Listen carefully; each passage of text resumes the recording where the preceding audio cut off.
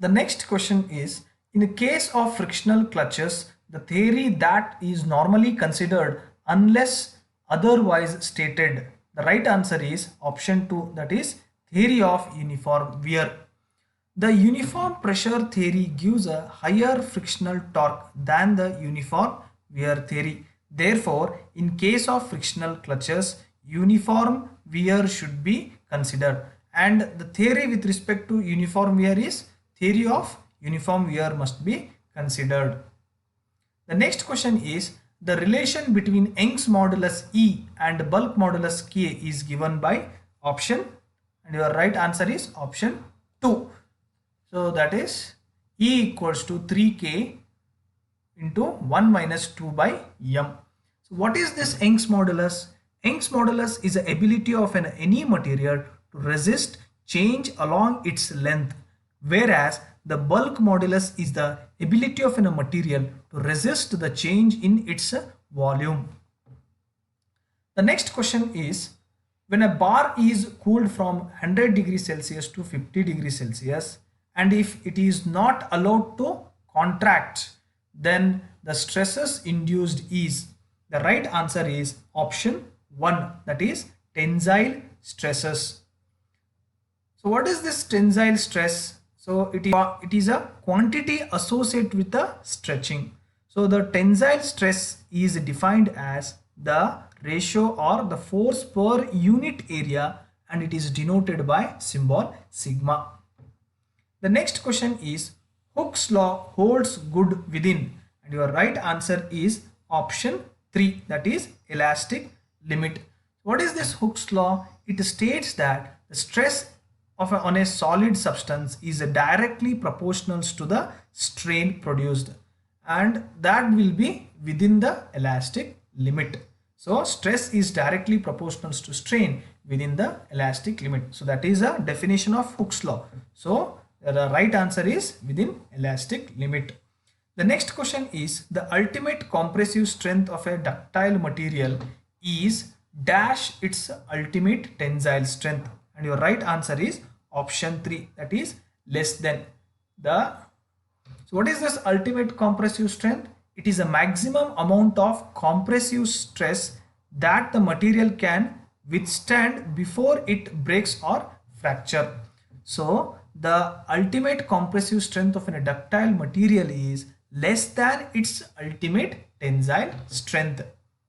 The next question is, the value of Poisson's ratio for mild steel is around. The right answer is option 1, that is 0.25. What is this Poisson's ratio? It is a ratio of transfer contraction strain to the longitudinal extension strain in the direction of stretching force or a tensile force. The next question is, when the Young's modulus of a material is twice that of a rigidity modulus, then the bulk modulus is given by, and its right answer is option 4, that is 2c by 3. So already we have discussed the definition of Young's modulus and modulus of bulk modulus. Now what is this modulus of rigidity? It is also known as shear modulus. It is a ratio of shear stress to shear strain. So the Young's modulus of a material is twice that of a modulus of rigidity, then the bulk modulus is given by 2c by 3. The next question is, the unit of stress is same as that of, and the right answer is Young's modulus and pressure. So the stress, the unit of stress and Young's modulus and pressure are same. The next question is, the value of 1 GPa is equal to, the right answer is 1 kilonewton per mm square. So what is that 1 GPa? GPa is nothing but gigapascal. So 1 GPa is equals to 1 kilonewton per mm square. The next question is, a beam which is fixed at its two ends is called, the right answer is option 1, that is built-in beam. So what is this built-in beam? A beam is said to be built-in or encaster when The both the ends are rigidly fixed so that the slope remains horizontal. Such a beams are called built-in beams. The next question is the maximum value of bending moment for a cantilever of a length L and loaded with an UDL of W per unit length is given by. The right answer is option 4, that is WL square by 2. The next question is the shear force for the simply supported beam loaded with an UDL.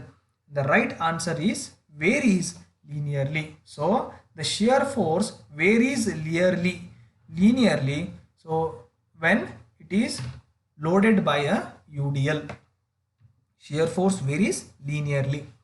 The next question is the load which is constant for every unit length of the beam is called. The right answer is option 2, that is uniformly distributed load.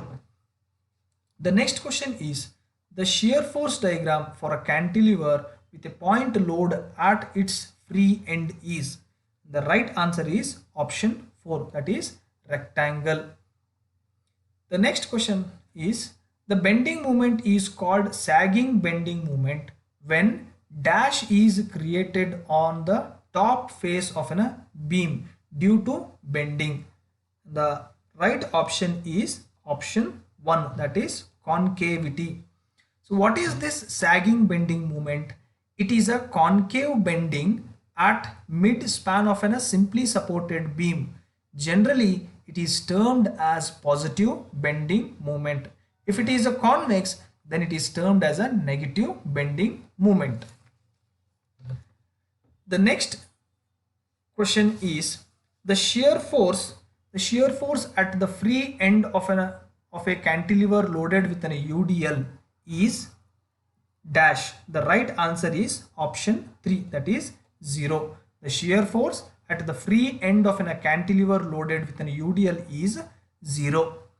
The next question is the charge of the blast furnace consists of.